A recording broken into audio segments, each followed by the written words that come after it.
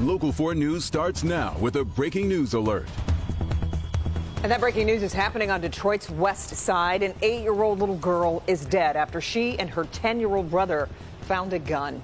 Right now, police are working to figure out why those two children were home alone and not at school. Happened a little before noon at a home on Hayden Street, right in the area of Joy and Evergreen. Megan Woods is there, and Megan, there are a lot of questions here.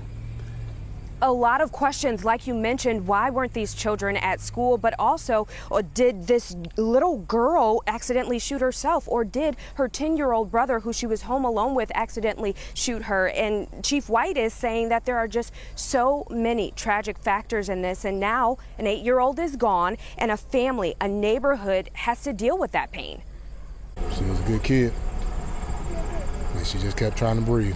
Neighbors now having to come to grips with what happened here Tuesday just before noon. We had to physically put her into a vehicle because the ambulance would not show up. They took her to the fire station a quarter-mile away. From there, she was taken to the hospital, but now that 8-year-old girl is dead. We tried to help her, but it didn't work out. Police Chief James White says she was left home with her 10-year-old brother and an unsecured gun. The mom came back shortly after the incident, and that's also when neighbors tried to help.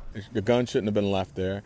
They shouldn't even be there to have the gun left there. They should be in class. Neighbors and police say situations like this are happening way too often. When I heard what happened, I just was like, Jesus, here we go. We've got to get tired of this. There's no words I can say. I mean, you've heard me say all of the words that I can say about this. And no matter where this investigation leads, it isn't going to bring back that 8-year-old girl. We're talking about an 8-year-old child. An 8-year-old child that won't get a chance to be a news reporter, police chief, or anyone else because of a tragic circumstance involving adults who didn't think enough to secure a weapon and leave 2 kids at home with it. Yeah, Chief White says that parents have to be held accountable. Gun owners have to be responsible. Make sure they put away that gun and secure it, especially around children. And Chief White also mentioned that the conditions in the home, some of them were concerning. And before they talked to that 10-year-old to see what happened in that home, that they had to check out and make sure he was okay and he got his medical needs met. So there are still, again, so many unanswered questions. Live in Detroit, I'm Megan Woods, Local 4. We will keep working on answers to them. Megan, we'll see you again at 6 o'clock.